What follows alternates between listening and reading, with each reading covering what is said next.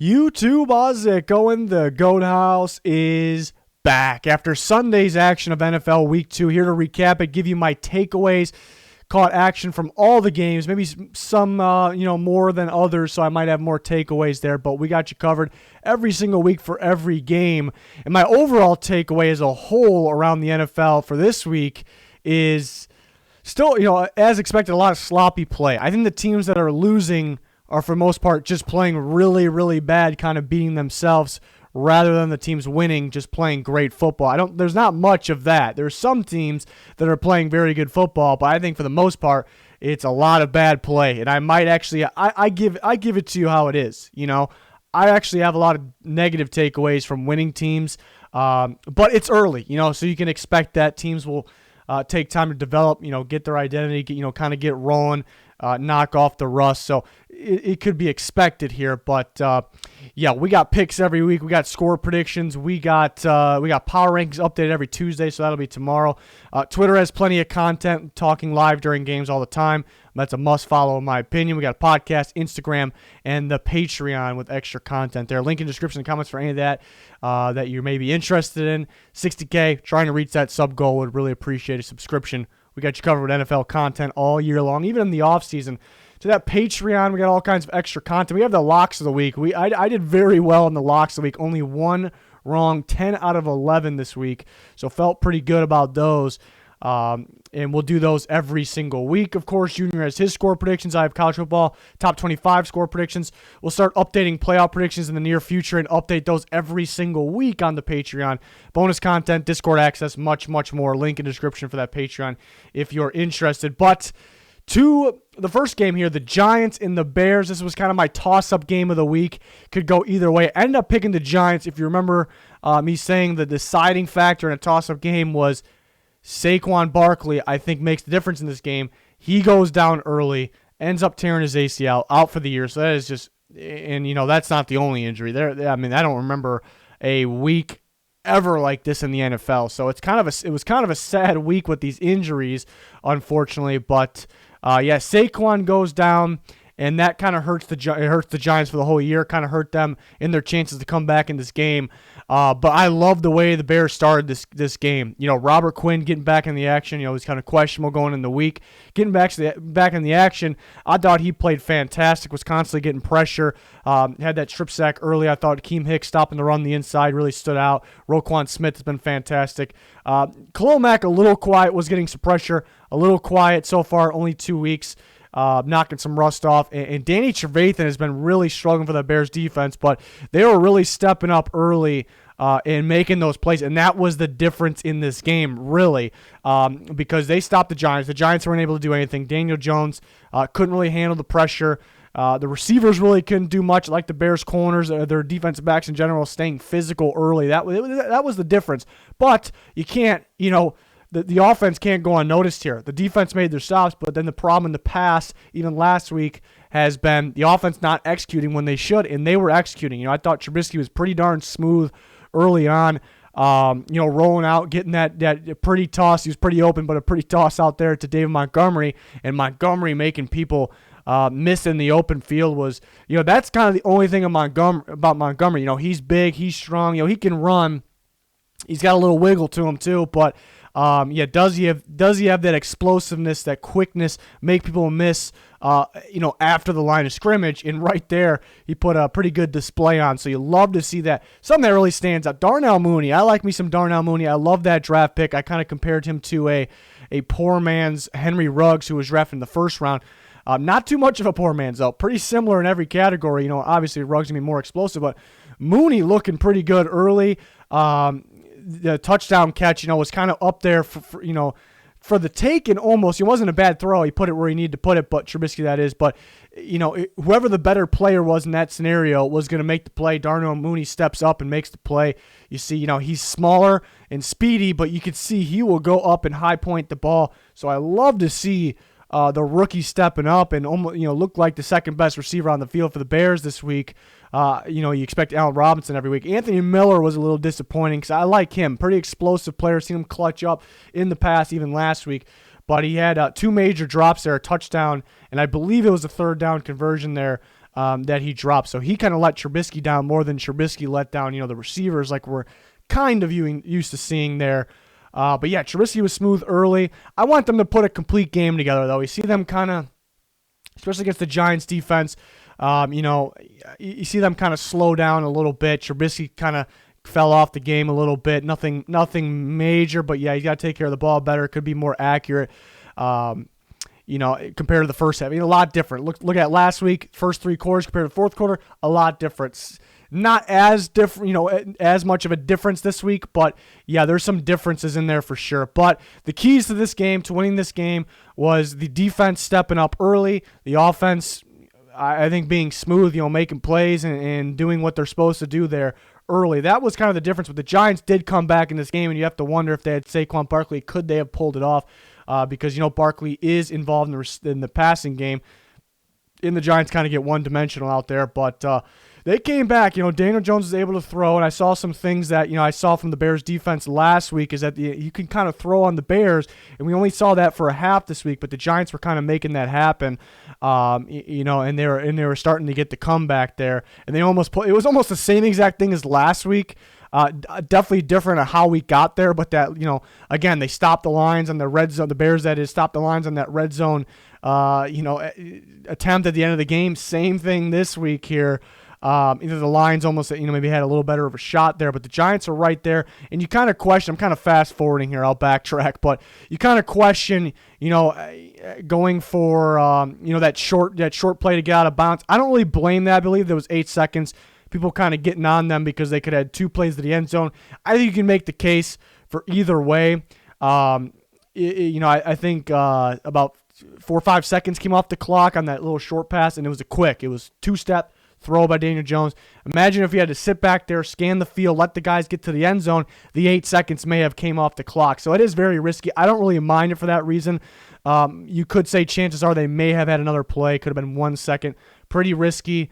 They had their shot there. There was offensive pass interference. So even if Tate did catch that ball, which it really didn't seem close, to him doing that, it may not have counted anyways. So not as close, pretty similar to the Lions game last week in terms of how close they were to scoring, but pretty close. Impressive comeback. You wish they would start a little stronger. Daniel Jones starting a little shaky. He played very well away last year, so I thought he'd play a little better, but I thought Barkley would really tear it up. He had a couple good gains early, injured 2 touches in a row, so that was very unfortunate. But I did want to backtrack a little bit to the drive where the Bears were trying to run the clock there and prevent the Giants from getting the ball back maybe. We've seen some interesting plays on that drive. Well, first, the Eddie Jackson had a pick 6, and that's a big talk, I think, around Chicago, around Bears fans. Eddie Jackson complaining about that. Eddie Jackson, a great playmaker. Had the pick 6. They called the pass interference. I looked at this several times, and I think most of the people around the world, maybe minus Bears fans, agree this was definitely pass interference. It was a heck of a play. It wasn't on purpose. He was attacking. I think that's kind of the defense. He was attacking the ball. He has a right to the ball. That doesn't really cancel it out. If you don't do something on purpose, that doesn't mean it's not a penalty. He attacked the ball. Receiver was waiting for it. He kind of, ran into him definitely before getting that ball. It was the right call. I think if the receiver and Eddie Jackson were coming at the same time, that would have been different because they both have the right to the ball in the same way. But that was not the case here. It still was a heck of a play. So I definitely agree with the call there. There's no question about it. It was a good play though. And then the Giants looked like they were going to stop them. They had a 3rd down, I believe it was. And it was 3rd and short, and they were relying on Trubisky. You love to see the confidence. He tries to fit a quick slant in there, and let me tell you, from what I saw, there was 2 defensive backs on the Giants that had interception written all over this and had a lot of field. Dalvin Tomlinson tips the ball at the line of scrimmage, so they were almost fortunate in a way that Tomlinson was there to tip that, the Bears that is. Trubisky looked like he stepped back and just fired it. A lot of confidence there.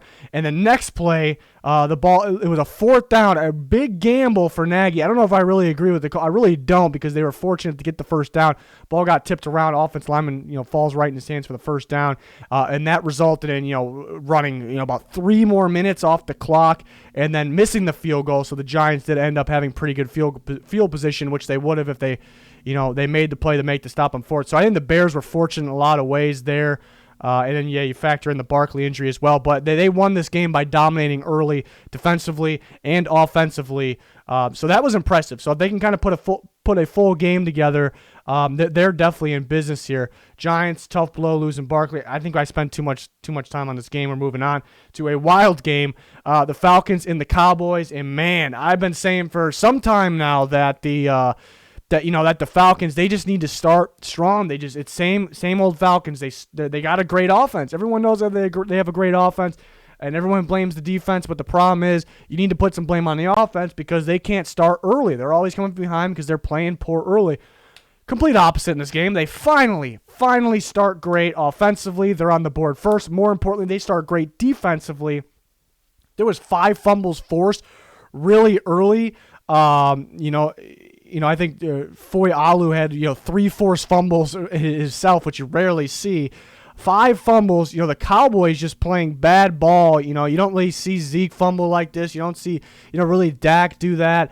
Dak was a little off. Yeah, the Cowboys offensive line. Tyrone Smith out. La'el Collins out. Are you kidding me? That is major blows here for the Cowboys.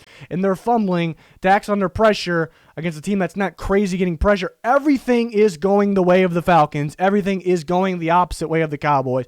This is picture perfect. You might not get this chance again this year for the Falcons, and they're taking advantage. They're scoring.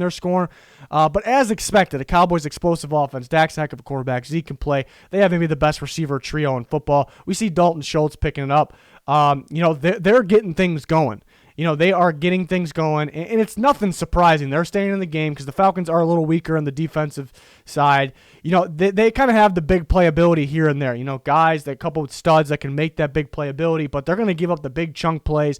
They're going to give it up, and that's something they need to work on. But that's something that brought the Cowboys kind of just sticking around. But you think, the Cowboys might have a shot in this one. They might be back. And then you're like, no, the Falcons just punched it in again. No way. The Falcons control this game. Too many mistakes for the Cowboys early on. And then, maybe the Cowboys are back in it. So it felt like this.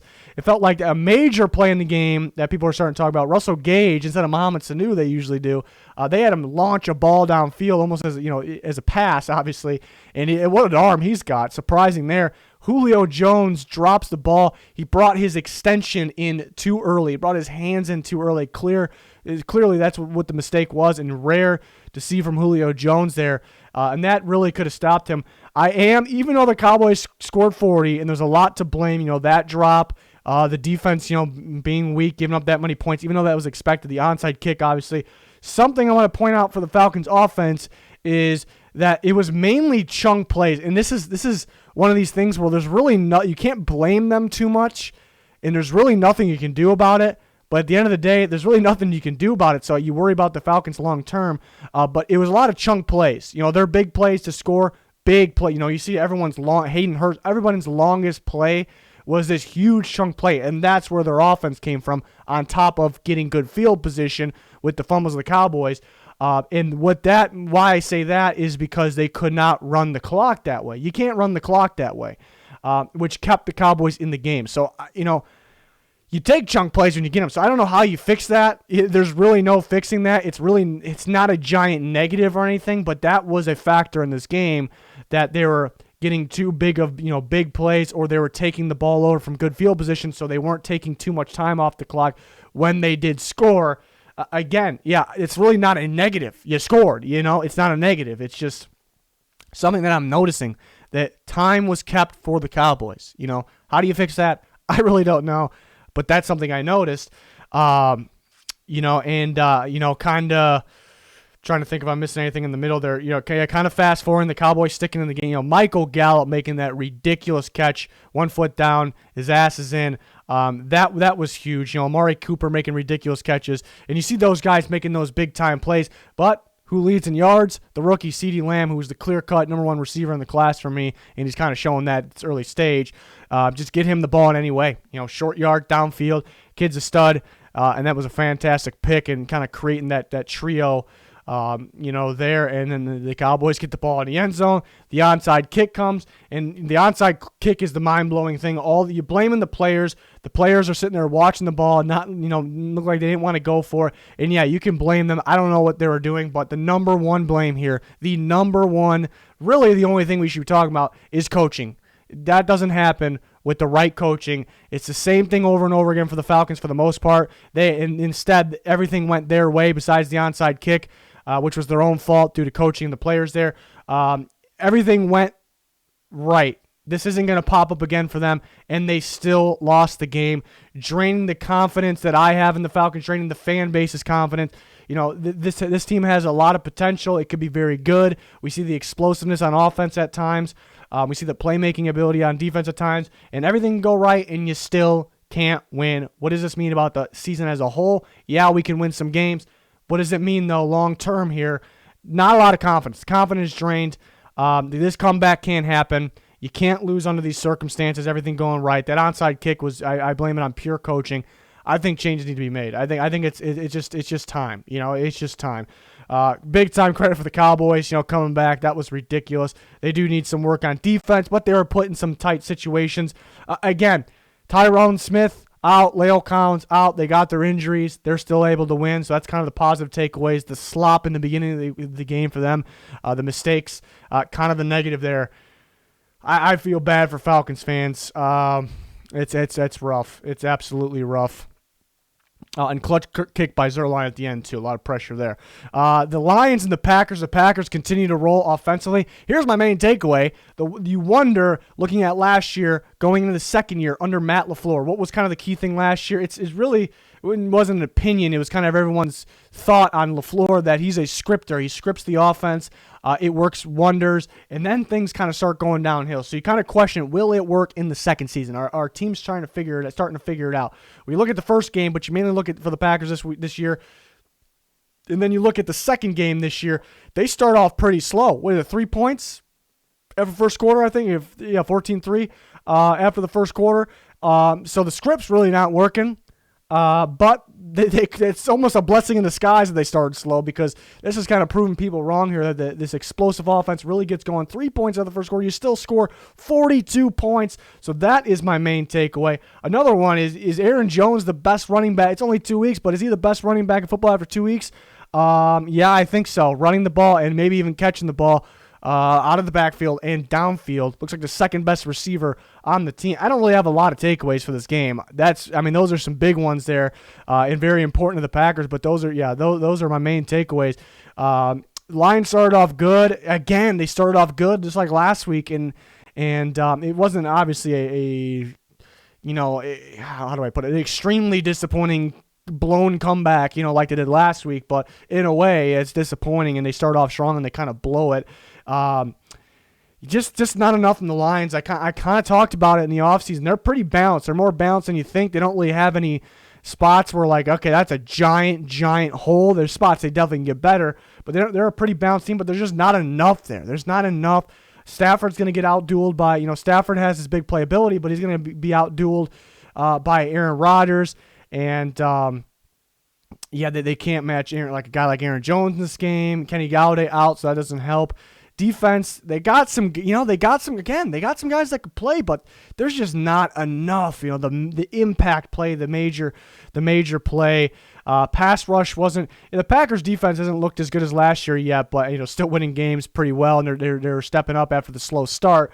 But they're starting to get after the quarterback. You love to see Rashawn Gary getting on the board with some action there, and you see Zadarius Smith, Preston Smith getting on the board. So you love to see that. The young Rashawn Gary getting going there. Chandon Sullivan made that. He jumped the route perfectly there. That was a big time play. That was a mistake by Stafford. Kind of a cross body, not really a cross body, but long side of the field. It was awkward. Kind of standing still and then going off his back foot. What do you expect to happen there? And I think that goes into something I've been talking about too, and how today's game has kind of changed in terms of the quarterbacks, the success of the quarterbacks. To me, you need a quarterback, that strict pocket passing, even if they got a laser arm, they're accurate, they're good. This really doesn't work anymore. We've seen them have so much success, and those are the best quarterbacks of all time, really, for the most part. and you see how good Stafford is, but you got to be able to move your ass around and throw on the run and be able to throw or run downfield even in today's NFL to work as a quarterback. I mean, not to work, Stafford's good, but to really get anywhere, and that kind of showed up in a play like that where he's kind of just standing still, throwing off his back foot. It's just mistakes and just not being able to move around enough, really, which Rodgers could still do at a very high level. The rollout right continues to be absolutely dominant. So see how the Lions are when they get a little healthier, really beat up. The Packers are pretty beat up in this game too. No Kenny Clark could be a reason that the Lions were able to run pretty well early. So that's really not an excuse. The Lions could be at full strength and that they could be better because of that. That's a legitimate statement, but just not enough. That's just the way I put it. Really excited about this Packers offense. Their defense can get going like last year. Whew, that's a scary team, but really excited about Aaron Jones in that game. Ridiculous game for him. Looks like the best running back after 2 weeks.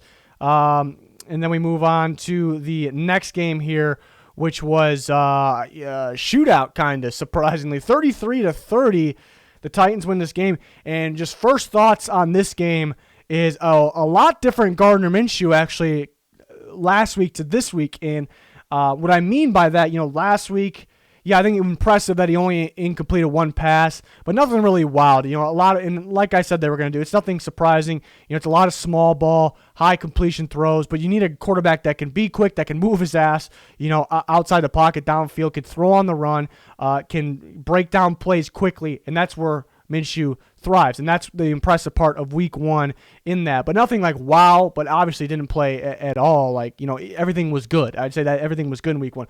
Week two, he had the major highs and he had the major lows. Last week in the middle, very accurate. This week, major highs, major lows. Some interceptions, the interception that was, tipped early, it was definitely an overthrow.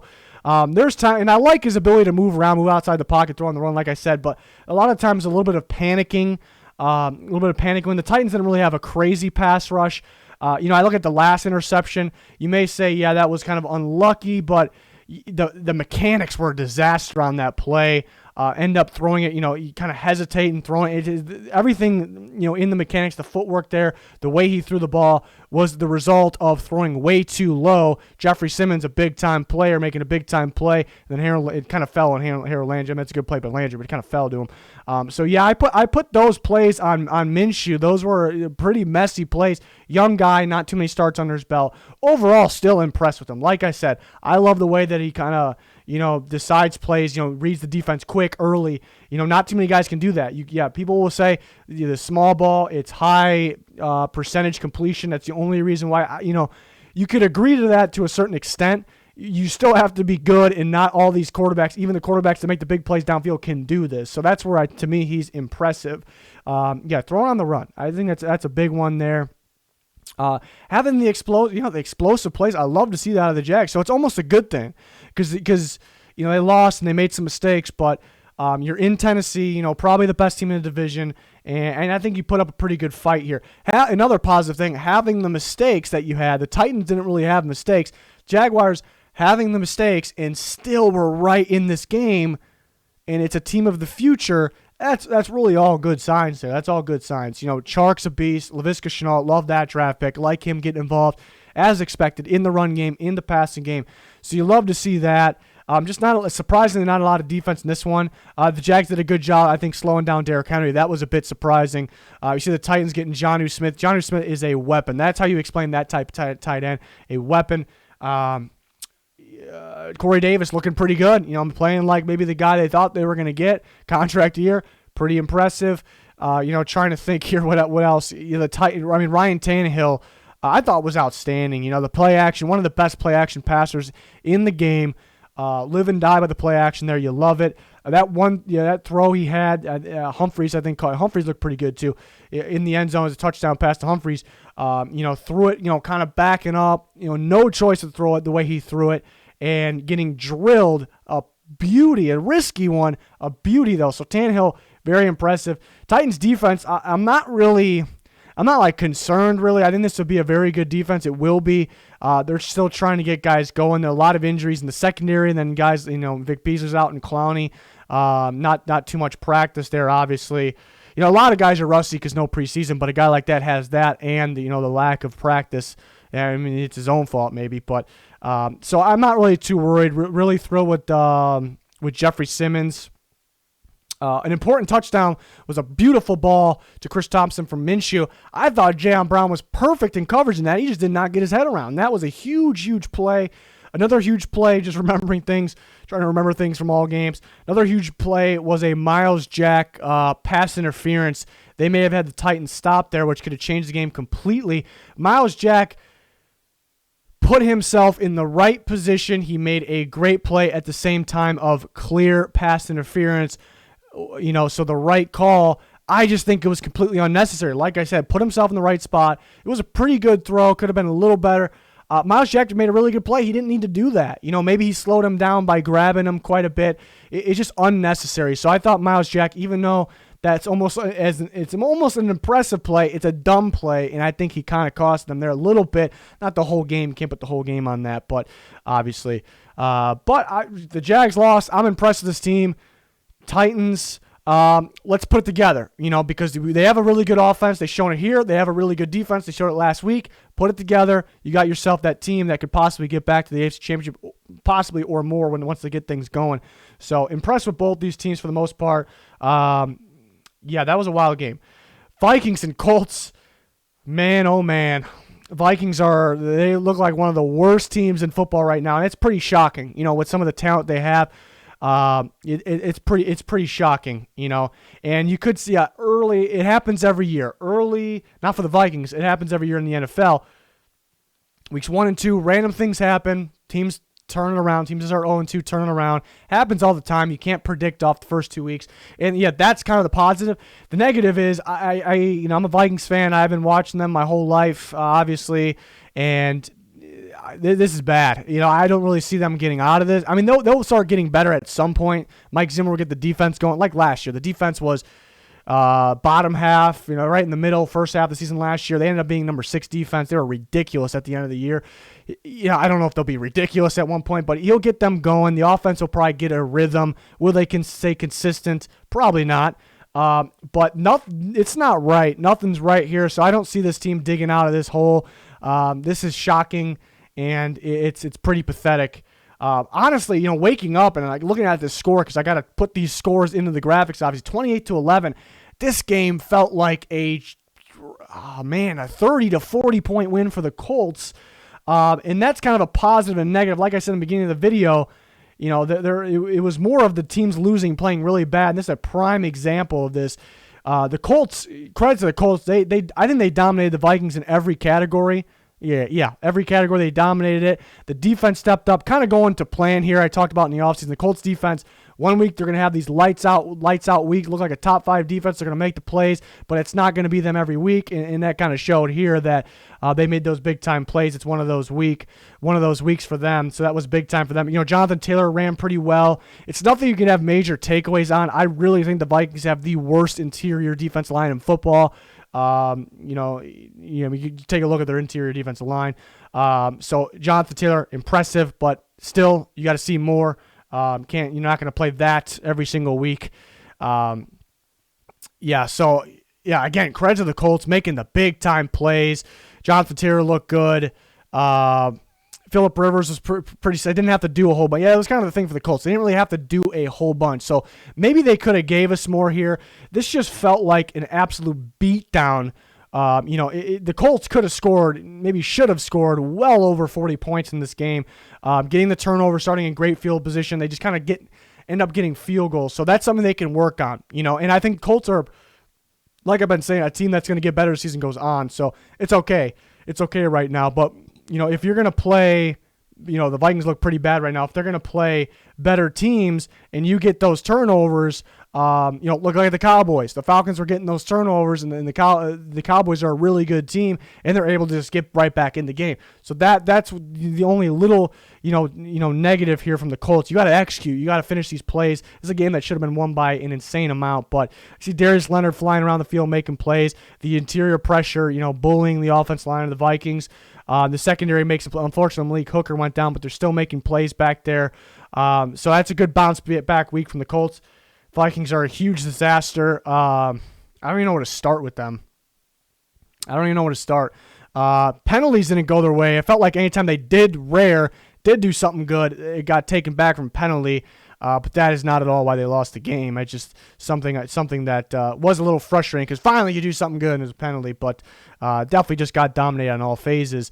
I like the running game. Dalvin Cook, Alexander Madison, they could run. The problem is they can't give them the ball enough because they're always coming from behind the first 2 weeks, so that's a problem. Thielen looks okay. I wish they would get Justin. Again, it took a little while to get Justin Jefferson going. It's not his fault. Trying to think what looks good from the Vikings. Harrison Smith, Eric Kendricks, the running backs, maybe Thielen. That is it. Everyone else might be going from good to bad. I really don't know what's happening. They can't stop the run because of the interior and some guys that are hurt. They can't stop the pass because of the corners. Kirk Cousins played a terrible game. It's at the point where I talked about with Stafford a little bit. I think Cousins is even more of a prime example. Why I'm kind of hopping off the Cousins train. I think the guy can throw. Accuracy is really not a problem for me. Holding on the ball a little too long. Clutching up maybe, even though we've seen him at sometimes. But not being able to move around. Kind of just standing still, and that's today's quarterback. That are winning. You got to be able to move your ass, especially. With the poor offensive line, the Vikings might have this. I'd say the Bengals are still worse. The Vikings might be right there after them.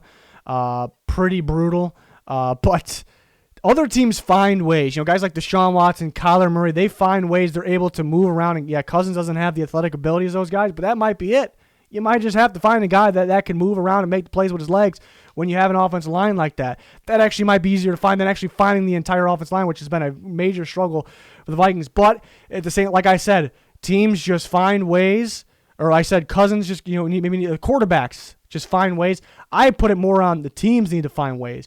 You see teams that struggle with protecting, they change their offense. They get quick offenses, quick outs, quick ins, one-step drop throw. Vikings got none of that. There is no urgency to this play calling, to the play designs, to the offense. There's really nothing. There's nothing unique about this team.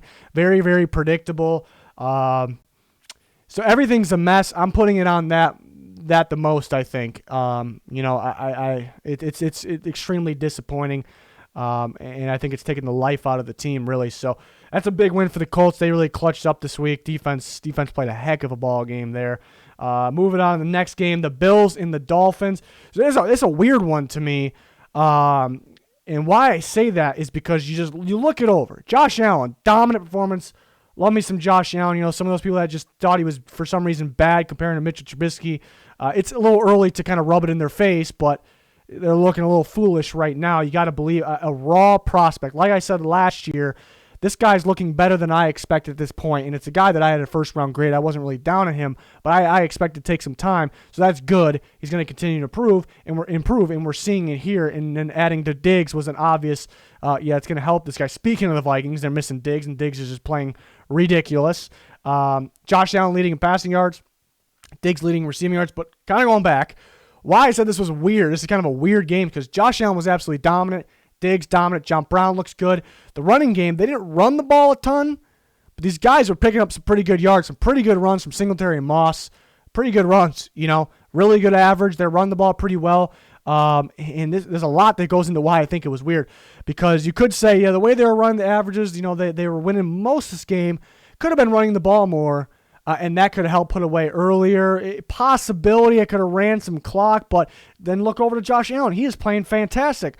I like that they don't take the ball out of his hands. I hate when teams get conservative. He was still playing good, so it's weird that, they didn't really need to run. It's weird, but then put all that together, that everything was going well. The quarterback, the running back, the receivers, offensive line's playing good. How are the Dolphins in this game? How are they in this game still? And they were actually winning at one point. That's kind of the weird thing. And again, overall, it's a good win. It's week 2. You just get out there with a win. But again, a lot what's happening this week, I've talked about multiple games, we're going to talk about more, is there isn't, there's like a negative takeaway for these winning teams sometimes, because how the hell were the Dolphins still in this game where everything is going right and this offense is playing that good? So maybe that's something small that's a little concerning there, but again, That's a big-time win. Josh Allen stepped up. Another thing you factor in is you had Tremaine Edmonds, Matt Milano out. That's a key piece of their defense. So they weren't at full strength, but that's really beside the point. The defense will be better, and they'll have this win could have been more comfy, but everything going so well for the offense. It's again the Dolphins were in, and you look at and there was a lightning delay in this game, but there's a lightning delay for both teams. So, but that could have played a part. Looking at the Dolphins, they were getting some offense going. Mike Gesicki had a big game. It looks like Myles Gaskin's still the guy. But yeah, Fitzpatrick was pretty solid for the most part too. But you look at the Dolphins, the Bills stopped them. For credit to the Bills, they stopped them on a goal line stand. I think a huge mistake from Preston Williams. It was 4th down, and they throw a quick slant to Preston Williams. He jumps for the ball. Things like this get to me. I call it like I see it. You see a guy, and I like Preston Williams. I thought he could. I think he could play, but I see a guy do that once. Something that high school receivers don't make a mistake on, and it kind of costs the team. I see that once, and I'm really down on a player like that. I'm sorry, but a quick slant, guy jumping for a ball that chest level. That's the reason he dropped it. What are you jumping for the ball for? Maybe I'm weird. Things like that piss me off. I don't know. That's just something I should never see from a receiver. I will get on the receiver if I see that at any time. And that hurt them. That was going to take the lead for them. Remember, they got the ball back pretty quick. They take the lead right after that. Score a touchdown. What if they executed on the last one? What if they executed? They could have won this game. They could have won that game there. And they had the opportunity to kick the onside kick. Micah Hyde making a big play there. So that was kind of odd. Love to see Josh Allen. A lot of upside still, as expected from most people, I would hope. Stephon Diggs, big-time playmaker. You see Josh Allen, towards the end of the game, Josh Allen kind of throws up for grabs. This ball could have been picked. The explosiveness of a Diggs, we've seen that in the Vikings too, comes back, takes the ball, ridiculous toe tap, ridiculous grab. This guy's a big-time playmaker, and it was actually people that thought they traded too much for him. People actually thought that. Ridiculous. This is a big-time playmaker, a rare type of playmaker here. Still young, special player, perfect player with Josh Allen. That's all he wanted was those shots. An offense, it's not really the quarterback. I think it's the offense that isn't afraid. That is the main thing. That's what I like about the Bills. Like I said, the running game's going good. They're winning most of the game. They're still taking shots because they can. Not afraid, fearless. And that's exactly what Diggs wanted, and he got it there at the Bills. So I'm excited for them, excited for that team. Dolphins put up a fight. Hopefully the Bills can get their linebacker duo back. That would be crucial. The Niners and the Jets, I predicted the score exactly on. Didn't even realize it this morning, so feeling pretty good about that one. But it didn't really go to plan, unfortunately. And here's the dominant win, but negative takeaways. But the negative takeaways are that the 49ers were already beat up, and they're even more beat up now. Garoppolo gets hurt. Don't think it's anything major. Nick Bosa going to be done for the year. It's just terrible. It's absolutely terrible. Still got a bright future, but a young star, and that kind of hurts him here and the team. Just unfortunate. Mostert, who was playing a heck of a game, flying around the field, obviously. Just the wheel. So weird. You look at his body move, like his legs and mainly his arms. You just look at him, only his body. He looks like he's moving fast, of course. Doesn't look like he's moving that fast. But then you look at the defenders around him just going backwards, and you see how fast, how explosive the guy actually is. But the injuries of the Niners keep piling up, so it wasn't necessarily a good day for the 49ers. You got to win, a dominant win. But I guess the positive is, you dominated this team. I know it's the Jets, but you dominated an NFL team away while having a lot of backups in, and already had a bunch of injuries, had more injuries. So that's kind of the positive, I suppose. But yeah, and the Jets, at the end of the game, garbage time, Darnold makes a ridiculous throw that not too many guys can make. So, where's the simple throws early in the game? Why can't he break it down early in the game? Just not enough for the Jets. Nothing going. I think the Jets fans are already kind of feeling in tank mode. It's unfortunate. It is maybe too early to start that, but it's not looking good for the Jets. I don't have a lot of takeaways from this game. Garoppolo was lighting up. He's limping, and I think he's only got 1 or 2 incompletions at that point. Somewhere around there where he's, accurate, unlike last week, and now he's limping around making plays. So that's good to see. It's kind of a good. It's not good to see him limping, but just knocking off the rust from last week is basically my points. Not a whole bunch of takeaways from this game. Both teams beat up. Curious to see what's going to go on with the Niners, how many guys are missing, how long they're missing for. It's unfortunate, but it is a team that, it's not. I hate to say it, but it's not like insanely shocking because we knew they had. That's kind of the thing I've been trying to tell people, for some, even last year, they have a very talented team, but a lot of these guys they are guys with injury concern. They are guys with injury concern. Nick Bosa, unfortunately, was a guy that, he only played a couple games because of a bad injury last year. It's not a guy I expect to continue to get hurt or anything. Not saying that. It's just, it sucks, but it's not. It's not a team that I'm really surprised about. It's not like fluky. When that much happens, it's a little fluky, but it's just unfortunate there. But they get away with they get out with a big win here, easy win. Rams and Eagles, 37-19 odd score line. I wonder how many times that's been a final score in the NFL. But yeah, the Rams dominated this game. I don't even know, and they won by a pretty good amount there, you see. But I don't even know if it shows that. The Rams starting good offensively again. You love to see. I like them. I like seeing Darrell Henderson. Akers ends up getting hurt. That's not good. But Darrell Henderson, I liked him out of Memphis a couple years ago. Explosive guy, home run hitter, running back. So you love to see him kind of getting going here early. Miles Sanders, first game, puts the ball on the ground, and I think that's where things started here. And Miles Sanders, I wasn't like he had a really good rookie year. He's got a lot of potential. I wasn't super high on the guy at Penn State. I liked him. But fumbling was a concern for me, and you see that early at pop up. So still a concern, and minor injury still a concern for him popping up. So yeah, something that's unfortunate and kind of cost the game early. Not really a shocking thing to me, unfortunately.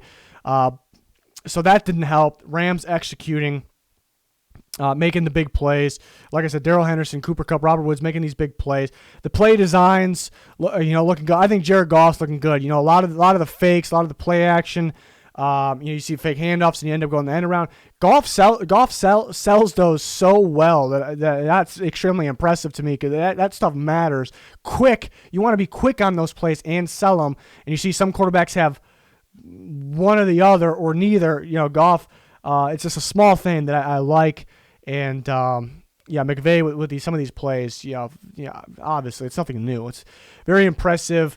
Who stood out in defense? I thought Micah Kaiser stood out in defense, and that's good because they were kind of lacking the inside linebacker position, losing Littleton, but then you remember Kaiser was hurt last year. He's back. A lot of upside there. He's playing pretty good football. Troy Hill playing pretty good out there. I think an underrated corner. They're making plays back there. Got the turnovers when they needed to. This defense has been extremely, extremely impressive so far this early stage. Offense executing this game. So I'm impressed with the Rams. I'm impressed with the Rams here. The main thing I want to talk about here is the Eagles making the mistakes. Miles Sanders, then Carson Wentz. I don't know what is going on with him. Only 2 weeks. We know the upside he has. We know where he can be, probably where he will get to.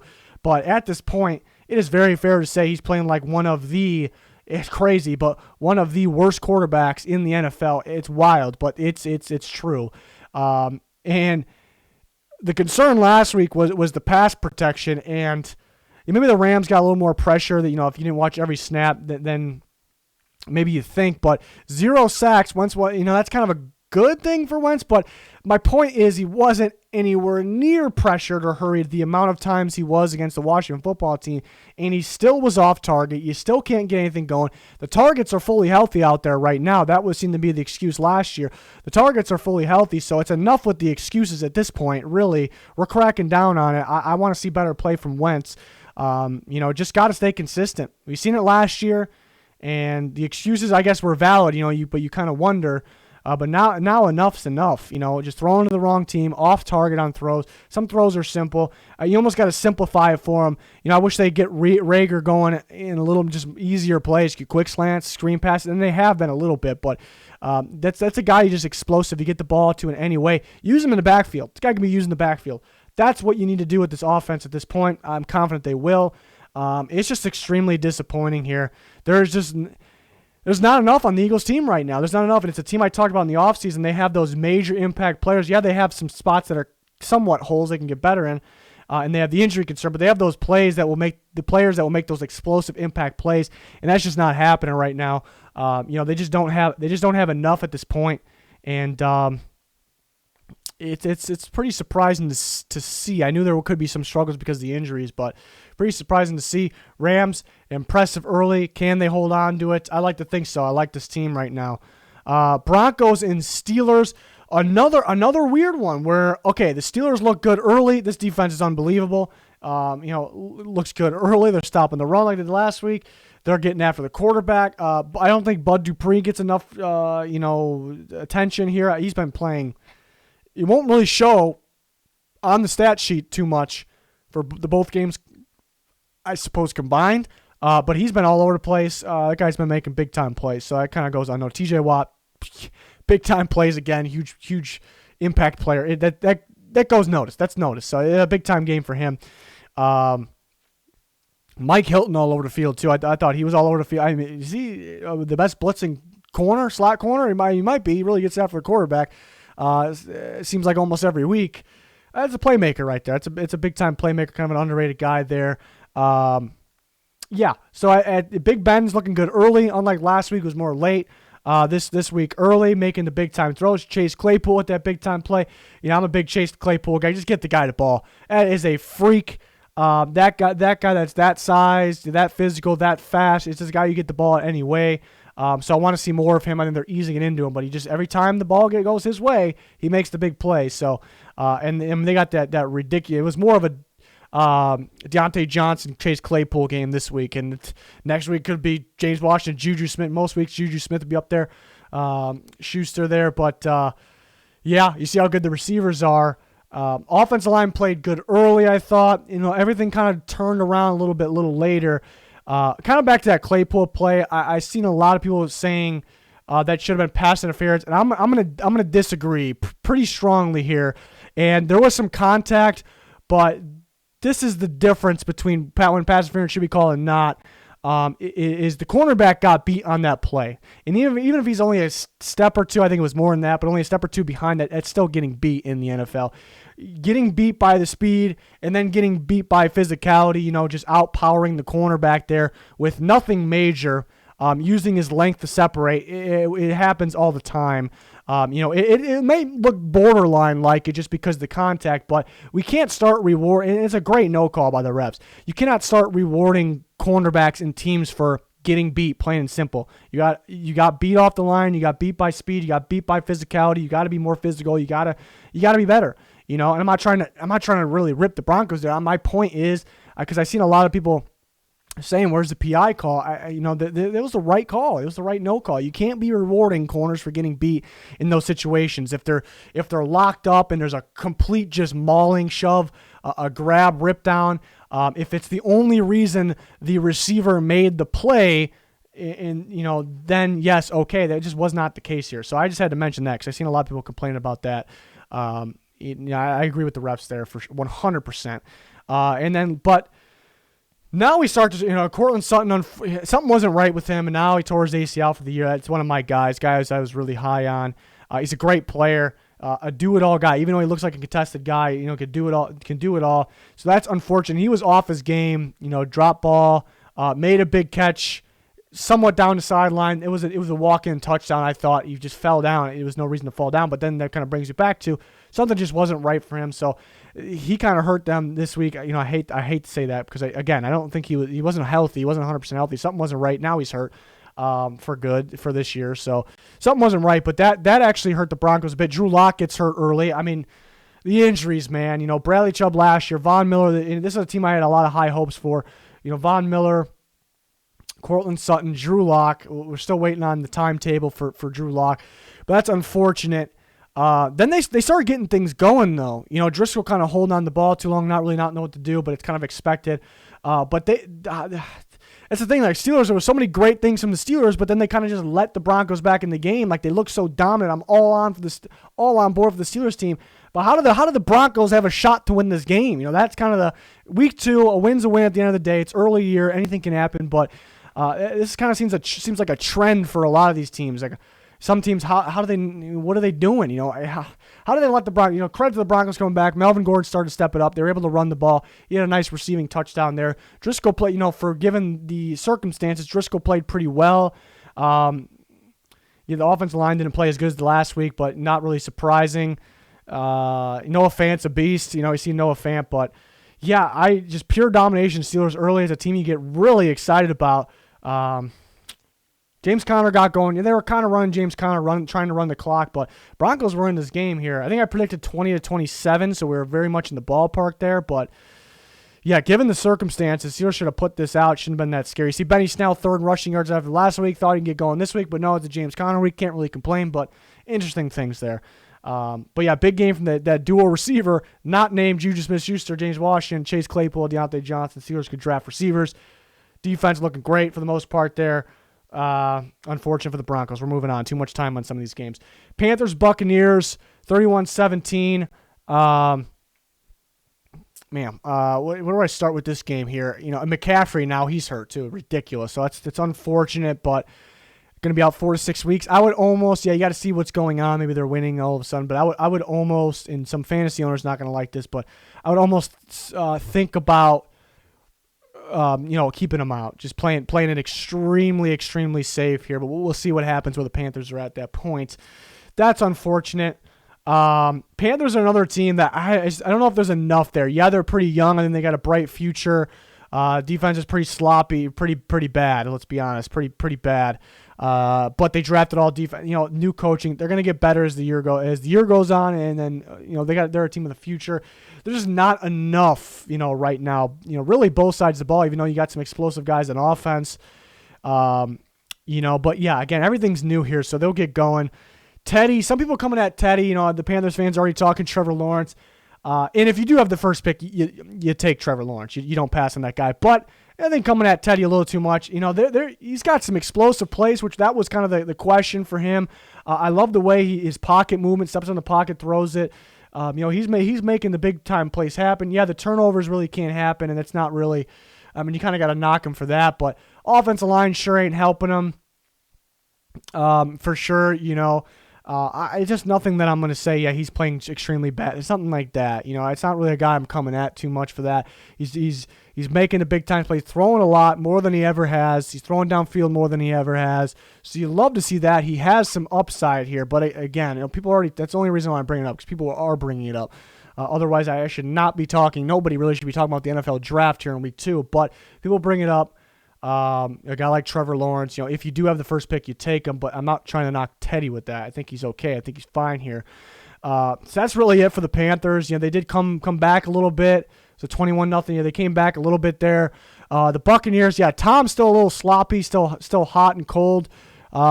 Here you see really early in the game, kind of misses a wide open Mike Evans. Mike Evans showing frustration at him. Back shoulder to Mike Evans, early in the game. That was beautiful. More things like that. It's kind of just hit and miss, hot and cold there. Ronald Jones getting going early. Leonard Fournette you love to see Leonard Fournette. Then they're going to ease him into it, making some big time plays on my fantasy bench late there. But overall, I'm happy, even you having him on my fantasy bench, because some hope for the future. Some hope for the future here, near future. So good to see him, kind of getting going there. Not a lot of takeaways for this game. Defensively, poor performance with the Panthers' offensive line. The Buccaneers are really getting after it, getting a lot of good pressure. Some guys getting the sacks. Antoine Winfield, shocker, best safety in the class. That is playing like the best safety in the class early on. He's a playmaker, does it all. Mind-blowing that majority of the world did not have him. As starting to lose my voice, talking too long on these videos, but there's a lot to talk about. And I'm talking even more just by saying this.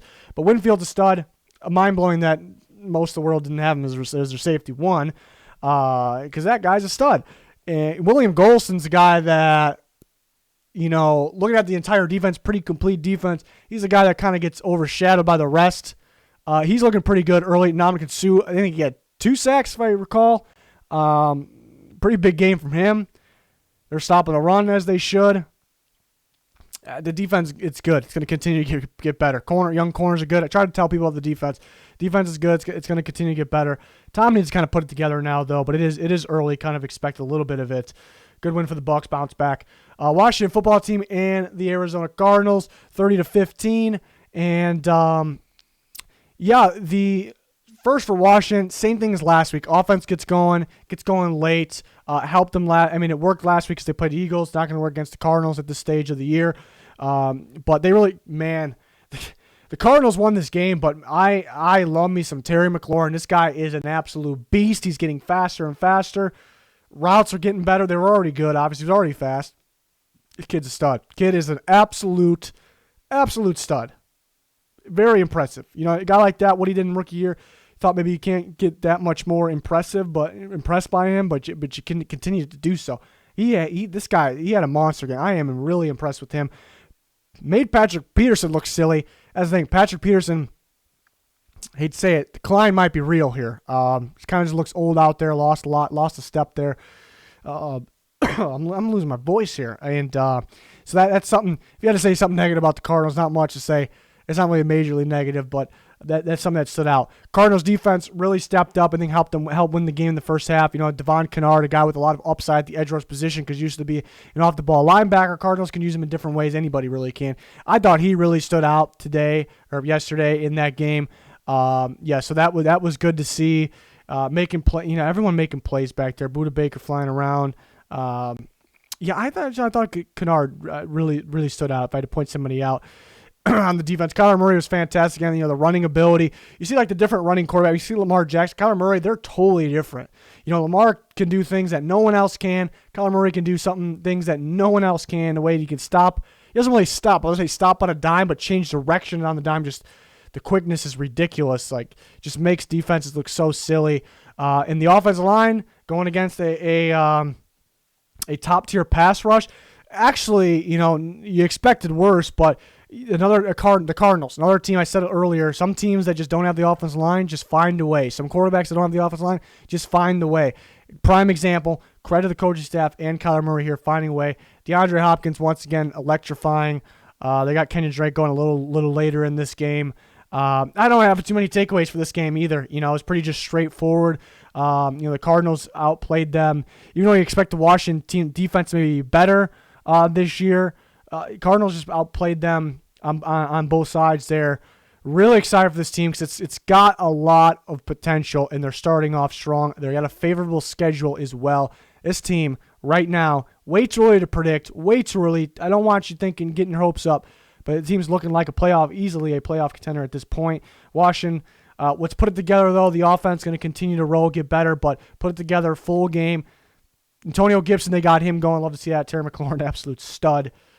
Blown away by his play, really. Even if we saw it last year, I'm just impressed with the kid. Chiefs and Chargers, what a game here. I still got a lot to talk about. So Tyrod Taylor hurts his chest pregame, so Justin Herbert finds out 10 seconds before the game. And wild game, was pretty confident the Chiefs were eventually to come back, but that confidence started to fall down a little bit, and it kind of skyrocketed back up. I think that applied to everybody. I think here's the thing, though. Here's the thing about, I think the main talk here is Justin Herbert.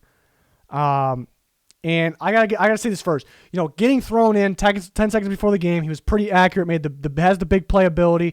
These things are impressive. Everybody's impressed, and I'm impressed. But there's nothing different. There's nothing that surprised me. You can be impressed with the circumstances, but at the same time, there's nothing that surprised me yet. You definitely want to see more. He has insane potential, but it is the same. If you remember the pre-draft process from Oregon, a lot of quarterbacks go from like really good or just the transition, like they take a step down from just going to the NFL. If you remember, I did not expect that from Herbert.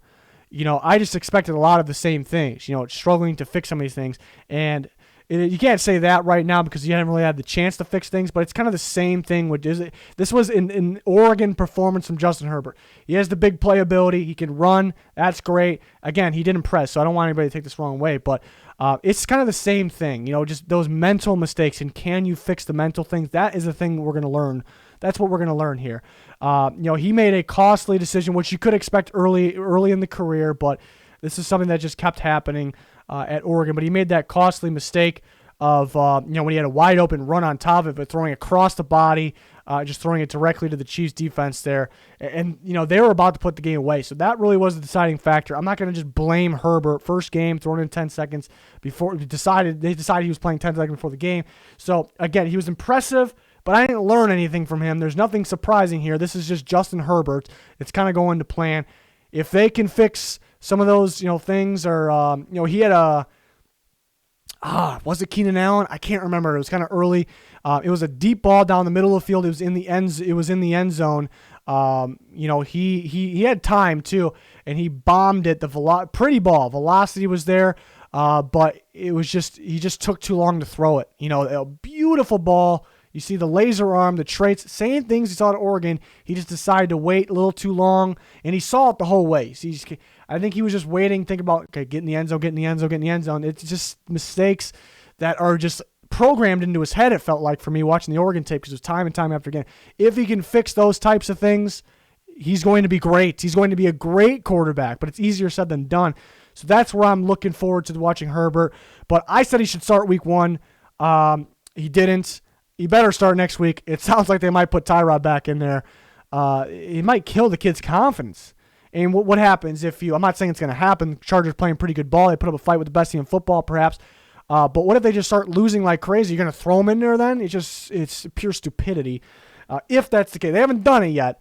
I just want them to play Herbert. A lot of upside. Fix the mental things.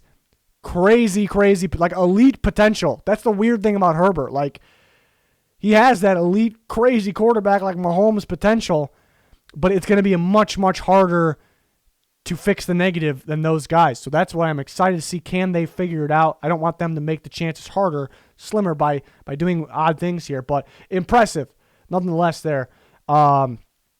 Defense impressive as well. Just imagine if they had Derwin James out there, they probably would have won this game.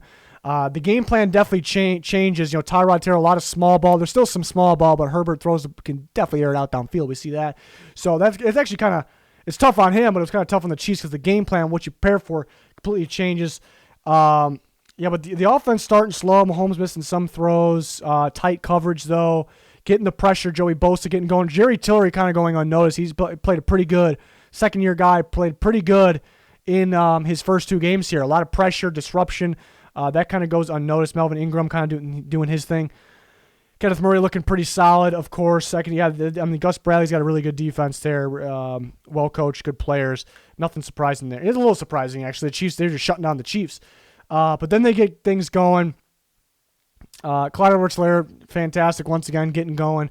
Tyreek Hill, everyone making the big-time plays. Mahomes, fourth quarter for Mahomes, ridiculous. Doing things that no one else can do, throwing on the run. People try to do it. We talked about it from multiple quarterbacks throughout this video, trying to throw off the back foot, doing a ridiculous thing. You just can't do it, but Mahomes can do it. So that's just ridiculous fourth quarter. Great play calls. You see saving the timeouts for Andy Reid. Only the great coaches do it. It's really not hard to do, but only the great coaches can do it. A lot of idiot coaches out there. Everything there. Thought for a second they could get the touchdown and win before overtime. So then you kind of fast forward to overtime there, and the Chargers punt the ball. We all knew it was a mistake at the time. I mean, the fact that the Chiefs only needed a field goal, pretty much, they're hot. They just came back on you. The fact they only need a field goal, they have a kicker that can rip anything, obviously. They have the best offense in football, the best quarterback in football. You just don't punt that ball. There's actually a thing of having a moment of having too much confidence, a bad thing, and that kind of happened here. I know it's a really good defense. Gus Bradley likes his defense. Anthony Lynn likes his defense, but too much confidence there. You pretty much knew you weren't getting the ball back. You weren't going to have a chance. So that was unfortunate. Bucker, no pressure. It's a lot of pressure, but that guy is extreme, oozing with confidence, that guy. I've never seen that before. So extremely impressive there. Could call him the MVP there for sure. We've seen Frank Clark get hurt it was an illness, I think it said he came out from. So something that I guess to keep an eye on.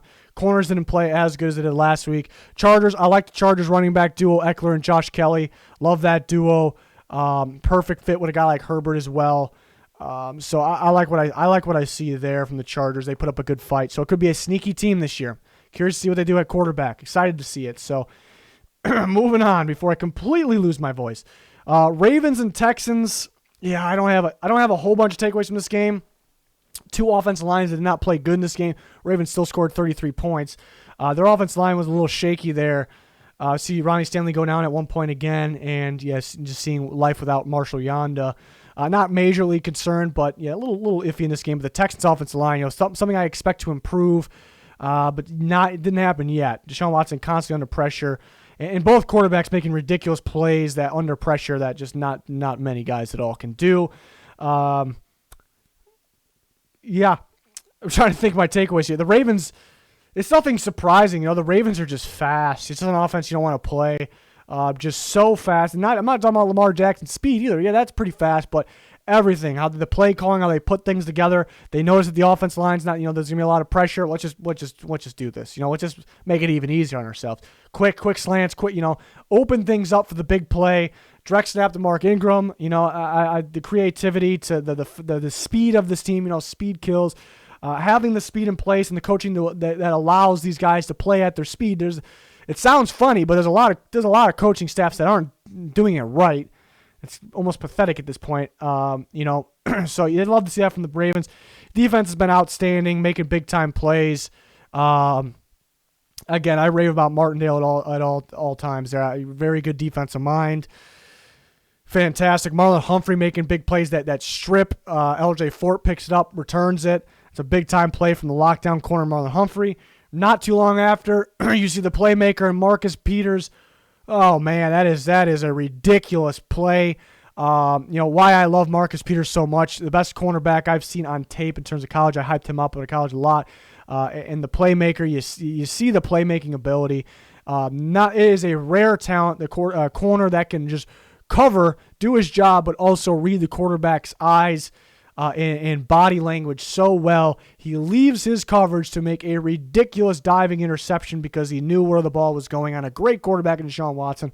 So the defense made the game-changing plays here. The corner duo, could this be the best cornerback duo of all time? Something you got to think about here. Definitely the best in the league right now. It is ridiculous. Especially, remember, you remember the past versus now. What is the difference? High-powered, explosive, constantly passing, unpredictable offenses, and these corners are playing that good. This is the hardest era to play cornerback in, and it's already, in my opinion, has already been probably the second hardest position to play after quarterback. I think specifically, if we're getting specific here, man coverage from a corner. Especially if you want to get super specific with the lack of safety help, with a single high free formation or scheme there, it is probably the single most hardest thing to do. Playing corner in today's NFL, extremely hard, and these guys are absolute studs.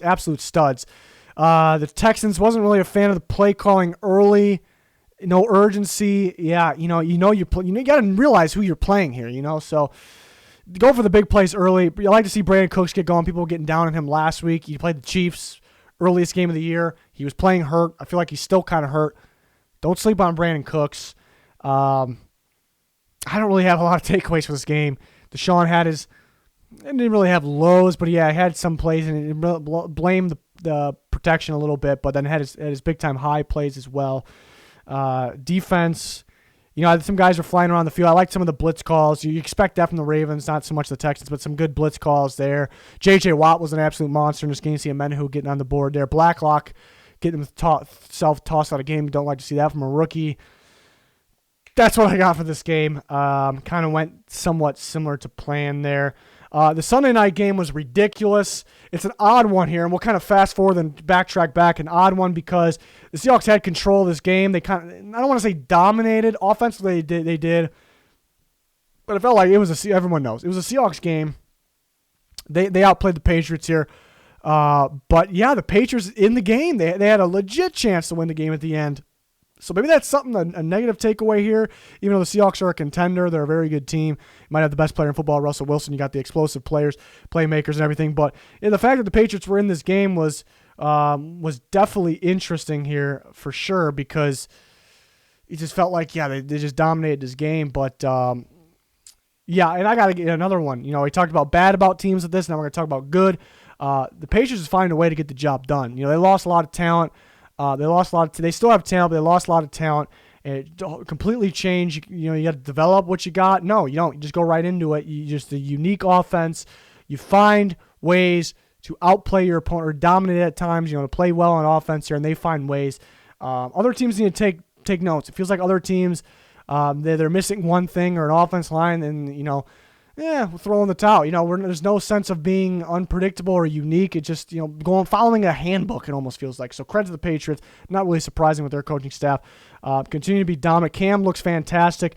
Interception. Definitely could have had a couple too, but that was kind of bad. But, the arm strength is back. The accuracy's back. Throwing downfield, the running ability, the strength is there, obviously. So extremely impressive, extremely excited. There's impressive takeaways from a team that lost here, so you'd love to see that, actually, even though they lost. But excited to watch the Cam Newton Patriots the rest of the way. Like them to get N'Keal Harry more involved. They started to do so. I was kind of calling for some more contested catches because that's what got him drafted in the first round. We see it. I think it was the second to last play of the game. The guy can play. The guy can play. It doesn't really, you don't fully see it yet, but the guy can play. Edelman was hit or miss in this game, beating Jamal Adams in man coverage one-on-one, making the big plays pretty much everywhere, but a lot downfield. But then he would have an easy drop, and then not really an easy one at the end, but one that could have won the game. See the ball go through his hands. It's kind of a tough one, but Julian Edelman, guy like that, maybe he should make the play. So very hot, very cold moments for Julian Edelman. Jamal Adams' coverage wasn't too good in this game, because Edelman was beating him up, but Jamal Adams more of a box guy, and in that regard, he played I thought it pretty darn well again. And you see, it feels like he's kind of their leading edge rusher when he's not an edge rusher too. So, thought that was interesting. You see, the job is as predicted here. The job is a lot harder even though it's still very good. The secondary, the big time secondary of the Patriots, including a guy like Stephon Gilmore, who arguably could be the best corner in football. Job's a lot harder because they don't have a ton of pressure pass rush. I thought Winovich was pretty solid, but other than that, there's no push. Mainly because there's no Van Noy, Jamie Collins. There's even no Dante Hightower, even though he's not like a pass rush type of guy.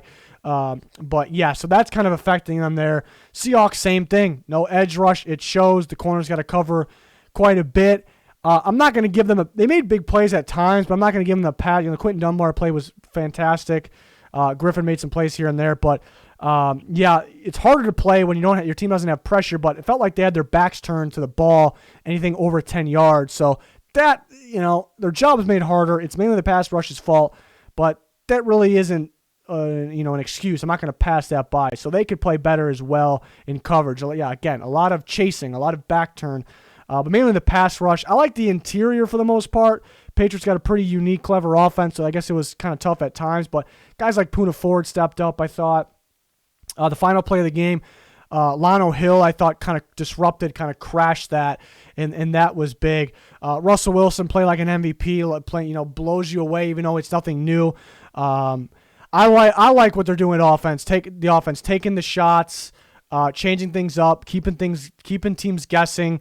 We see Russ picking apart the great man coverage of the Patriots, making them switch the zone quite a bit, which was interesting, and then picking that apart. So that was impressive, and seeing how different it's because of the lack of pass rush for the Patriots. But yeah, Russ ridiculous. DK Metcalf, unbelievable. This guy's already great and going to get even greater, so that's scary. You see him kind of beating up Gilmore a little bit there, and they were getting in a fight too, but.